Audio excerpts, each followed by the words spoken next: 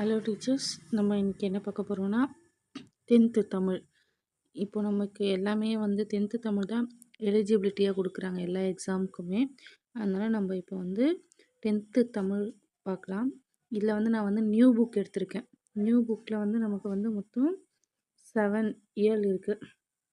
அந்த 7 இயலில் இப்போ நம்ம வந்து ஃபஸ்ட்டு இயல் பார்க்கலாம். இதில் வந்து நான் இதெல்லாம் அன்னை மொழி, காலக்கணிதம், புயலிலே ஒரு தோணி, அப்புறம் இலக்கணம் சொல், இது எல்லாமே வந்து ஃபஸ்ட் கிளாஸில் பார்த்துடலாம். இதில் வந்து நான் உங்களுக்கு இம்பார்ட்டண்ட் பாயிண்ட்ஸ் மட்டும் சொல்கிறேன், அதை மட்டும் நீங்கள் நோட் பண்ணி வச்சுக்கோங்க. ஃபஸ்ட்டு வந்து அன்னை மொழியே. அன்னை மொழியை யார் எழுதினது அப்படின்னா பாவலேறு பரிஞ்சித்திரனார். இவரோட இயற்பெயர் துரை ராசமாணிக்கம். இந்த நேம்லாம் நீங்கள் வந்து நல்லா ஞாபகம் வச்சுக்கோங்க.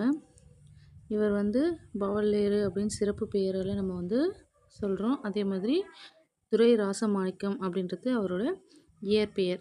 இவர் வந்து என்னென்ன நூல்கள் எழுதியிருக்காருனா உலகியல் 100, பாவிய கொத்து, நூறாசிரியம், கனிச்சாறு, என்சுவை என்பது, மகப்புகு வஞ்சி, பள்ளி பறவைகள், இந்த மாதிரி இவரோட நூல்கள் வந்து எழுதியிருக்காங்க. இதில் வந்து இந்த புக்ஸில் வந்து நம்ம எப்படி ஞாபகம் வச்சுக்கலாம் அப்படின்னு சொல்கிறேன், கேட்டுக்கோங்க. சும்மா நானே சொல்கிறேன். உலகியல் 100, நூறாசிரியம், இது ரெண்டும் மட்டும் நீங்கள் என்ன ஞாபகம் வச்சுக்கோங்க, 100 ஞாபகம் வச்சுக்கோங்க. இதில் வந்து பாவிய கொத்து எடுத்துக்கோங்க. இதில் வந்து நம்ம வந்து இந்த கொய்யாக்காய் இருக்குல்ல, கொத்து கொத்தாக காய்ச்சிருக்கோம் அப்படின்னு அதை ஞாபகம் வச்சுக்கோங்க. கொத்து கொத்தாக கொய்யாக்காய் வந்து காய்ச்சிருக்கு. அது வந்து நம்ம என்ன பண்ணுறோன்னா கனிசாறுனா ஜூஸ் தானே, இங்கிலீஷில் ஜூஸ் சொல்லுவோம்ல. அப்போ அந்த கொய்யாக்காய் வந்து எடுத்து நம்ம வந்து ஜூஸ் போடுறோம். அந்த ஜூஸ் போட்டு இந்த உலகியல் 100, 100 ஆசிரியம் ஞாபகம் வச்சுக்கோங்க. அப்போ 100 ஆசிரியர்கள் இருக்காங்க. அந்த ஜூஸ் போட்டு என்ன பண்ணுறோன்னா இந்த 100 ஆசிரியருக்கு கொடுக்கறதுக்கு வந்து நம்ம என்ன பண்ணுறோன்னா என்சுவை 80. என்சுவை 80னா 80 பேருக்கு தான் நம்ம வந்து கொடுத்தோம் அப்படின்னு வச்சுக்கோங்க. 80 பேர் கொடுத்தோம், மீதி 20 பேர் நம்ம விட்டுட்டோம்ல. அதனால் மகப்புகு வஞ்சி அப்படின்னா அவங்க வந்து கோச்சிக்கிட்டாங்க. மகப்புகு வஞ்சின்னா வந்து கஷ்டப்பட்டாங்க. அதனால் கோச்சிட்டு அவங்க வந்து பறந்து போயிட்டாங்க, பள்ளியிலேருந்து பறந்து போயிட்டாங்க, பள்ளி பறவைகள் ஆகிட்டாங்க அப்படின்னு ஞாபகம் வச்சுக்கோங்க. அப்போது ஃபஸ்ட்டு வந்து பாவிய கொத்து அப்படின்னா அந்த கொய்யா கொத்து.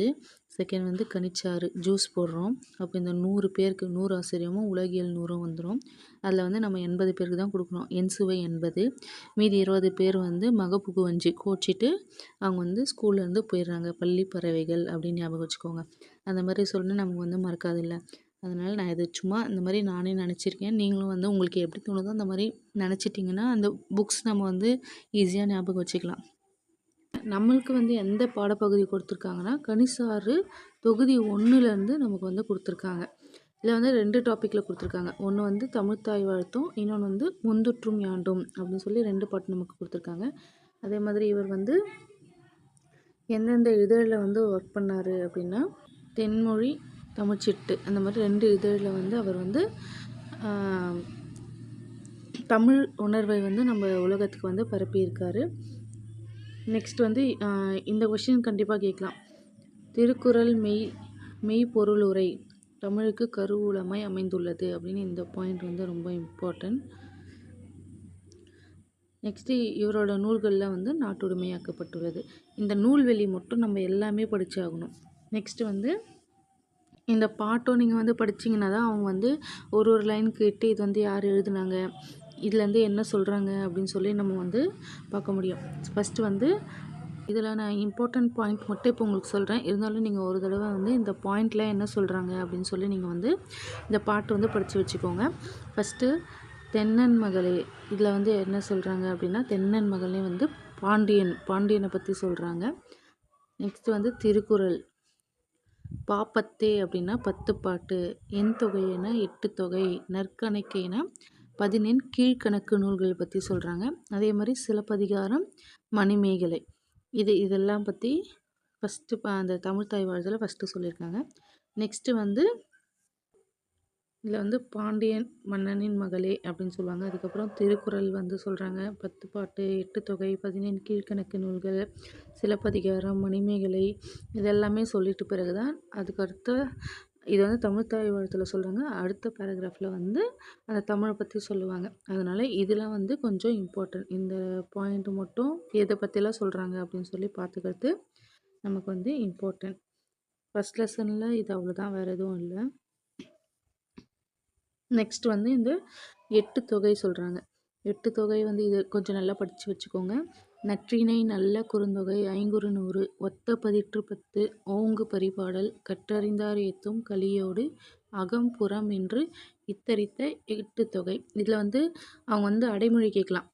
இப்போ பரிபாடலோட அடைமொழி என்ன அப்படின்னா ஓங்கு, பதிற்று 10னா ஒத்த பதிற்று 10, நல்ல குறுந்தொகை, அந்த மாதிரி அந்த அடைமொழியோடு நமக்கு வந்து கொஷின் கேட்பாங்க. இந்த கொஷின் வந்து இதுக்கு முன்னாடியே வந்திருக்கு.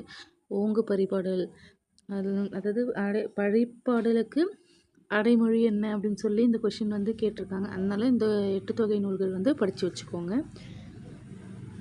நெக்ஸ்ட் இந்த லைன் இம்பார்ட்டன்ட். சாகும்போதும் தமிழ் படித்து சாக வேண்டும் என்றன் சாம்பலும் வேண்டும் அப்படின்னு சொல்லி யார் சொல்லியிருக்காங்கன்னா சச்சிதானந்தன். இந்த இதுவும் வந்து இம்பார்ட்டன்ட், நல்லா படித்து வச்சுக்கோங்க. அடுத்த லெசன் வந்து நம்ம வந்து காலக்கணிதம் போகலாம். காலக்கணிதம் யார் எழுதுனதுன்னா கண்ணதாசன். கண்ணதாசனோட இயற்பெயர் முத்தையா.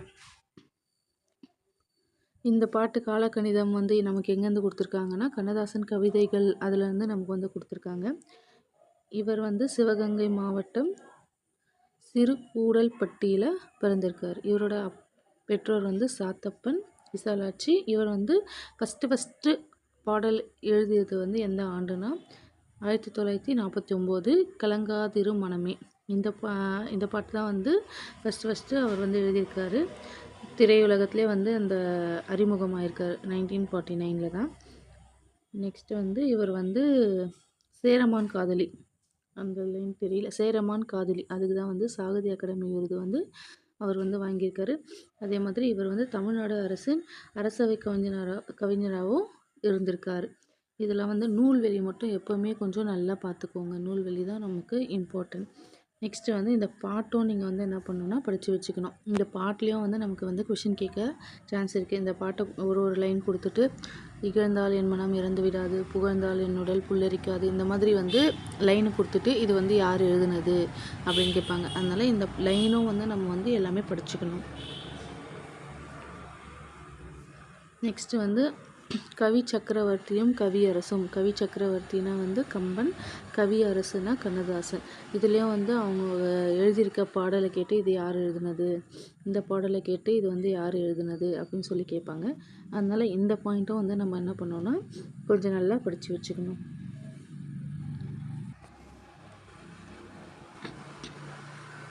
நெக்ஸ்ட் வந்து நமக்கு வந்து புயலிலே ஒரு தோணி ஒரு கதை.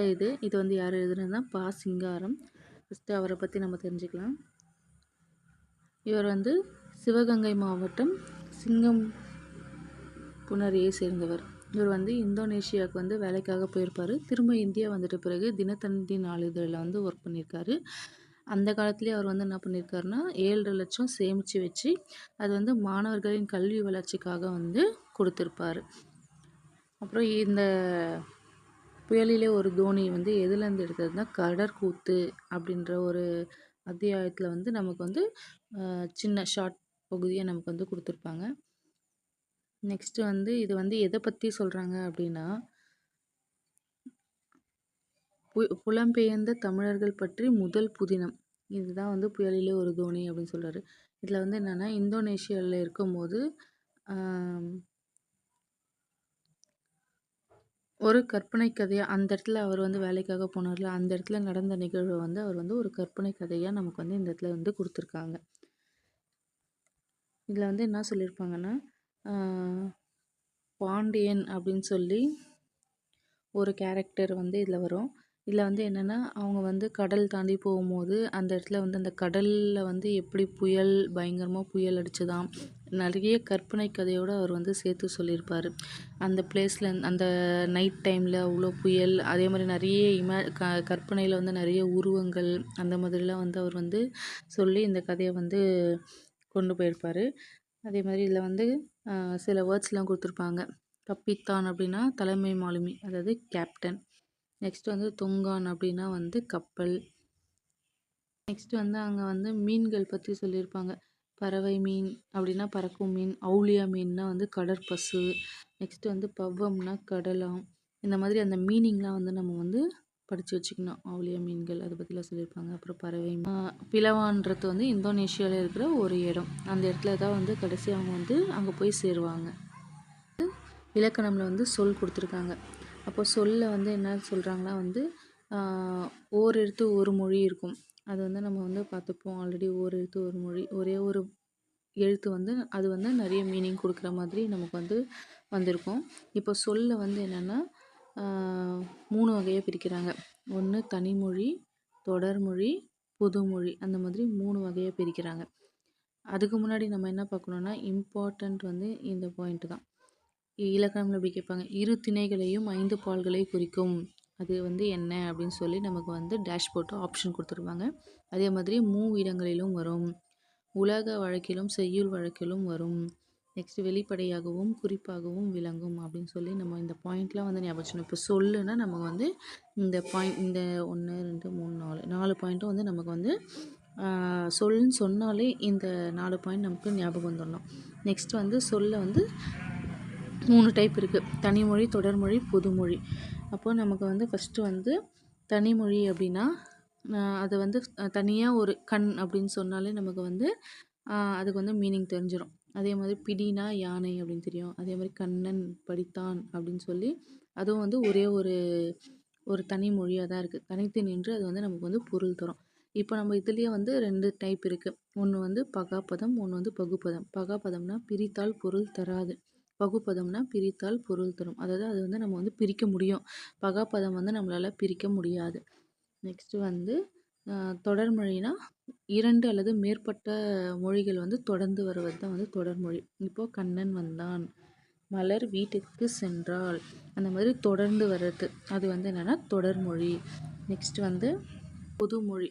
பொதுமொழி அப்படின்னா ஒரு சொல் வந்து தனித்து நின்றோ அதே சொல் இன்னொரு பிரிந்து, அதாவது 2ஆக பிரித்து நின்று வேறு வேறு பொருள் வந்து தரும் நமக்கு. அந்த மாதிரி தனிமொழிக்கும் தொடர்மொழிக்கும் பொதுவாக அமைகிறது தான் வந்து நம்ம என்ன சொல்லுவோம்னா வந்து பொதுமொழி அப்படின்னு சொல்லிட்டு சொல்லுவோம். இப்போ எக்ஸாம்பிள் பாருங்கள், 8னா நமக்கு வந்து நம்பர், இந்த 8ன்னு தெரியும். அது வந்து எப்படி பிரிக்கிறாங்கன்னா எல் கூட்டல் டூ அப்படின்னு பிரிக்கிறாங்க. எல்லுனா வந்து நம்ம எல் இருக்குல்ல, எள்ளு, டூனா உன்னுன்னு அர்த்தம். எல்லை உன் அப்படின்னு சொல்லி இதோட மீனிங் தெரியுது. அப்போது ஃபஸ்ட்டு 8னா நம்பரும் ஒன்று கிடைக்குது. அதே மாதிரி எல் கூட்டல் 2னா எண்ணெய் உன் அப்படின்னு அர்த்தம். அப்போ 2 மீனிங் தருது. ஒன்றா இருந்தால் ஒரு மீனிங்கும், அதை வந்து பிரித்தா வேறு மீனிங்கும் தரதுனால இது வந்து என்ன சொல்கிறோன்னா நம்ம வந்து பொதுமொழி அப்படின்னு சொல்கிறோம். இப்போ வேங்கைன்னு எடுத்துக்கிட்டிங்கன்னா வேம் கூட்டல் கை அப்படின்னா வேகின்ற கை அப்படின்னு சொல்லி சொல்கிறாங்க. தனித்து நின்னா வேங்கை மரத்தையும் குறிக்குது அப்படின்னு சொல்கிறாங்க. நெக்ஸ்ட் வந்து இதுதான் வந்து சொல்லோட 3 டைப் இருக்குது. தனிமொழி, தொடர்மொழி, பொதுமொழி. நெக்ஸ்ட்டு வந்து தொழில் பெயர். தொழில் பெயரில் வந்து நீங்கள் என்ன ஞாபகம் வச்சுக்கணுன்னா வந்து எண், இடம், காலம், பால் ஆகியவற்றை குறிப்பாகவோ வெளிப்படையாகவோ உணர்த்தாமல் வரும். இந்த பாயிண்ட் வந்து நல்லா ஞாபகம் வச்சுக்கோங்க. இதெல்லாம் வந்து வெளிப்படையாக உணர்த்தாமல் இது வந்து இன்டைரக்டாக சொல்கிறது அப்படின்னா அது வந்து தொழில் பெயர். இப்போ இங்கே வந்து ஈதல், நடத்தல், இந்த மாதிரி விகுதியில் வந்து எப்படி வருதுன்னா தல், அல், கை. கை இல்லைன்னா ஐ கூட ஞாபகம் வச்சுக்கோங்க. அந்த மாதிரி விகுதியில் வந்து விகுதினா லாஸ்ட்டாக வரது, பகுதினா ஃபஸ்ட்டில் வரது. அப்போது விகுதியில் வந்து கடைசியாக நமக்கு வந்து இந்த மாதிரி தல், அல், கை அப்படின்னு முடிஞ்சிச்சுன்னா இதில் வந்து நம்ம என்ன சொல்லுவோம்னா தொழில் பெயர் அப்படின்னு சொல்லுவோம். இதில் வந்து விகுதி பெற்ற தொழில் பெயர். நெக்ஸ்ட்டு வந்து எதிர்மறை தொழில் பெயர்னால் என்ன சொல்லுவோம்னா நடவாமை, கொல்லாமை. இதுக்கு ஆப்போசிட்டாக வர்றது மை, அதாவது ஐயில் முடியுது பாருங்க. நடவாமை, கொல்லாமை அப்படின்னு சொல்லி நமக்கு வந்து முடியறது வந்து ஆப்போசிட்டில் வர்றதுனால இது வந்து எதிர்மறை தொழில் பெயர். நெக்ஸ்ட் விகுதி பெற்ற தொழில் பெயர் இருக்குது. இது வந்து இப்போ பாருங்கள் ஈதல், நடத்தல் அப்படின்னு முடியுது. இது வந்து விகுதி பெற்ற தொழில் பெயர் சொல்கிறோம். நெக்ஸ்ட் வந்து ஃபஸ்ட்டு முதல்நிலை தொழில் பெயர் அப்படின்னா விகுதி பெறாமல் அந்த வெறும் ஃபஸ்ட்டு பகுதி மட்டும் வரும். விகுதி பெறாமல் வினை பகுதியை தொழிற்பெயராதல் முதல்நிலை தொழிற்பெயர். தட்டு, உரை, அடி. இது வந்து நம்மளே சேர்த்து போட்டு பார்க்கணும். தட்டுதல், உரைத்தல், அடித்தல் அந்த மாதிரி நம்மளே வந்து இதுக்கு எக்ஸாம்பிள் போட்டு பார்த்தோன்னா நமக்கு வந்து அப்போது இது முதல்நிலை தொழில் பெயர்னால் அந்த அல், தல், கைன்றதை நீங்கள் ஞாபகம் வச்சுக்கணும். நெக்ஸ்ட்டு வந்து முதல்நிலை தெரிந்த தொழில் பெயர் அப்படின்னா கெடுதல். கெடுனா கேடு, சுடுனா சூடு அந்த மாதிரி மாறும். இந்த மாதிரி மாறுச்சுன்னா அது வந்து விகுதி முதல்நிலை திரிந்த தொழில்பெயர். நெக்ஸ்ட் வந்து நமக்கு வந்து இங்கே எக்ஸாம்பிள் கொடுத்துருக்காங்க. இது பார்த்துங்க, தொழில் பெயருக்கும் வினையால் இணையும் பெயருக்கும் நமக்கு வந்து இது எப்படிலாம் வரும் அப்படின்னு சொல்லி கொடுத்துருக்காங்க. இது வந்து இம்பார்ட்டண்ட். இந்த பாயிண்ட் வந்து நல்லா படிச்சுக்கோங்க. இதுலேயே வந்து நமக்கு வந்து இங்கே ஒன்று கொடுத்துருக்காங்க பாருங்கள், இந்த பாக்ஸில் ஒரு மொழி ஒரு பொருளனவாம் தொடர்மொழி பல பொருளென பொது இருமையும் ஏற்பன அப்படின்னு நன்னூலில் சொல்லியிருக்காங்க. நன்னூல் வந்து யார் எழுதுனதுன்னா பவணந்தி முனிவர். அவர் தான் சொல்லியிருப்பார், ஓர் எழுத்து ஒரு மொழியை பற்றி சொல்லியிருப்பார். அவர் மொத்தம் 42 ஓர் எழுத்து ஒரு மொழி இருக்குது அப்படின்னு சொல்லியிருக்காரு. இதெல்லாம் வந்து லோவர் 6th ஸ்டாண்டர்ட் புக்கில் இருக்கும். இதெல்லாமே கூட நீங்கள் வந்து ஞாபகம் வச்சுக்கோங்க. அதனால் இந்த ஓர் எழுத்து ஒரு மொழி பற்றி சொன்னது வந்து பவணந்தி முனிவர். அவர் எழுதின இலக்கண நூல் தான் நன்னூல். இதில் தான் நமக்கு வந்து இந்த மொழியை பற்றி சொல்லியிருக்காங்க. தனிமொழி, தொடர்மொழி, பொதுமொழி பற்றி சொல்லியிருக்காங்க. தனிமொழினா தனித்தனியாக வர்றது, தொடர்மொழினா ஒரு சென்டென்ஸாக வரும். கண்ணன் வந்தான், மலர் வீட்டுக்கு சென்றான், அந்த மாதிரி சென்டென்ஸாக வரும். பொதுமொழி அப்படின்னா இது வந்து ரெண்டாக பிரிக்கலாம். ஒன்று வந்து டைரெக்டாக அந்த வேர்டு எடுத்துட்டோன்னா ஒரு மீனிங் தெரியும், அது பிரித்தா வேறு ஒரு மீனிங் தரும். அந்த மாதிரி வர்றது வந்து தொடர்மொழி. இந்த இலக்கணம் வந்து நீங்கள் கொஞ்சம் எல்லாமே நல்லா பார்த்துக்கோங்க. லாஸ்ட்டாக பார்த்துக்கலாம். ஏன்னா இதில் வந்து நிறைய நம்ம ஞாபகம் வச்சுக்கணும். நம்ம ஃபஸ்ட்டு ஈஸியாக இருக்கிறதுலாம் முடிச்சுட்டு இதில் வந்து பாயிண்ட்ஸ் நம்ம ஃபஸ்ட்டே பார்த்தோன்னா மறந்துடுவோம். கடைசியாக கிட்டத்தில் எக்ஸாம் கிட்டத்தில் பார்த்தாலும் நம்ம வந்து இந்த பாயிண்ட்ஸில் வந்து ஞாபகம் இருக்கும்ல, நம்ம மறக்காமல் போய் எழுதிடுவோம். அதனால இந்த லெசன் மட்டும் நம்ம கொஞ்சம் கடைசியாக பார்ப்போம். மீதி எல்லாமே பார்த்துட்டு அப்புறம் புக் பேக் ஆன்சர் ஒரு நாள் பார்ப்போம். அதுக்கப்புறம் புக் பேக்கில் இருக்கிற இம்பார்ட்டண்ட்டில் வந்து நம்ம வந்து கடைசியாக பார்ப்போம். தேங்க்யூ.